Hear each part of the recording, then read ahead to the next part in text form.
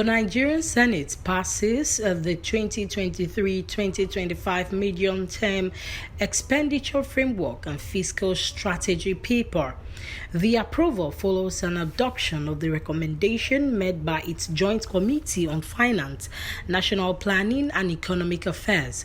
However, lawmakers were divided over one of the committee's recommendations that suggests the cost of subsidy be capped at 1.7 trillion naira, which is less than the 3.6 trillion naira initially proposed by the executive. The Nigerian Senate has hit the ground running with preparations to receive President Muhammadu Buhari's presentation of the 2023 appropriation bill on Friday. At today's plenary, the Senate considered the report by its Joint Committee on the 2023-2025 medium-term expenditure framework and fiscal strategy paper. Among its recommendations, this committee suggests the cost of petroleum subsidy be capped at 1.7 trillion naira, different from 3.6 trillion earlier proposed by the executive. We are covered between January and beyond for the year. We are not saying that we are stopping subsidy and that from January to no, we are not. Because what was contained in my earlier recommendation was contained in scenario 2. In scenario 1, what was provided for subsidy is 6.72 trillion. While in scenario 2, what was contained in the subsidy which was brought was 3.38 trillion. However, lawmakers strongly kick against the recommendations arguing that it is not feasible and should be reversed to the original. The committee recommends scenario 2 that we are to sustain oil subsidy from January to June. On that note, Mr. President, we need 3.6 billion to fund the subsidy.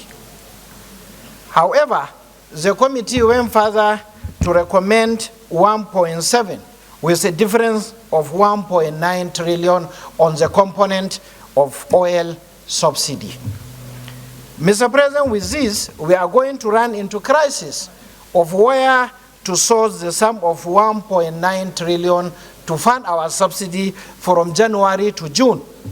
We are capping our exchange rate to 437. Today, we all know that dollar is 740 or probably 50. And then this is what we are capping. And this thing will go down to the budget and budgetary process to buying into the market. It is just showing that we are building our house on a false foundation.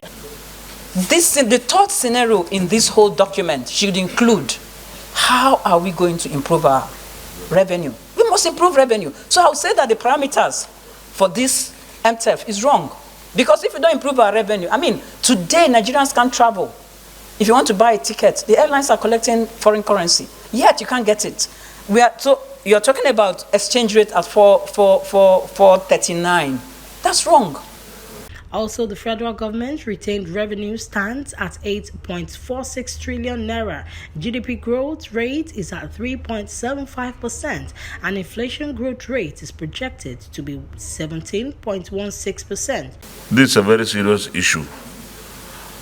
We are in a very difficult and challenging economic situation, and the parliament is supposed to provide some ways out, and some of the recommendations are very far-reaching,